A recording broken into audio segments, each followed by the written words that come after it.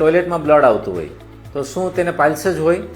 તો આન્સર છે ના. કારણ કે આવું જ એક પેશન્ટ આવેલો અમારી પાસે. એમને ઘણા લાંબા સમયથી કબજિયાત હતું અને એ કબજિયાતને લીધે એમની લાઈફસ્ટાઈલ બી ઘણી ડિસ્ટર્બ થઈ ગયેલી હતી અને એમને જ્યારે બી ટોયલેટ જાય ત્યારે 15 થી 20 મિનિટ અડધો કલાક ટોયલેટમાં લાગતો હતો અને એને ફિંગર મૂકીને ટોયલેટ કાઢવું પડતું હતું. તો આવા પેશન્ટને કે જેને લાંબા સમયથી કબજિયાત હોય અને લાંબો ટાઈમ લાગતો હોય ટોયલેટમાં અને ફિંગર મૂકીને જો ટોયલેટ કાઢવું પડતું હોય તો એવા પેશન્ટને અંદર અલ્સર થઈ ગયું હોય જેનું નામ છે સોલિટરી રેક્ટલ અલ્સર. તો આવા પેશન્ટને પાઇલ્સની ટ્રીટમેન્ટની જરૂર નથી, પણ એમને કબજિયાતની ટ્રીટમેન્ટની જરૂર છે. એમને કબજિયાતનું ઇવેલ્યુએશન કરવું પડે અને શેને લીધે કબજિયાત છે એ જાણવું પડે અને પછી એની ટ્રીટમેન્ટ કરી શકાય. તો આવા પેશન્ટ કે જેને ઓડીએસના સિમ્ટમ છે એમને અમે ટોયલેટ ટ્રેનિંગ આપીએ કે એમને ટોયલેટમાં લાંબો સમય બેસી નહીં રહેવાનું, સવારે ચા નાસ્તો કે કંઈ લિક્વિડ લીધા પછી અડધો પોણો કલાકે ટોયલેટ જવાનું, ટોયલેટમાં લાંબો સમય જોર નહીં કરવાનું અને ટોયલેટ થાય એના માટે અમુક દવા આપી શકીએ જેમ કે લેક્ઝેટિવ છે, પ્રોકેલોપ્રાઇડ ટેબ્લેટ છે આપી શકાય. અને આનાથી જો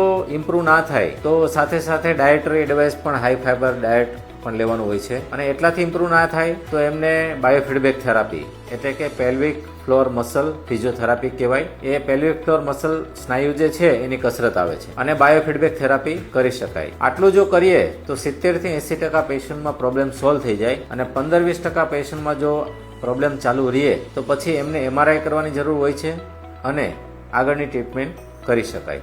થેન્ક યુ.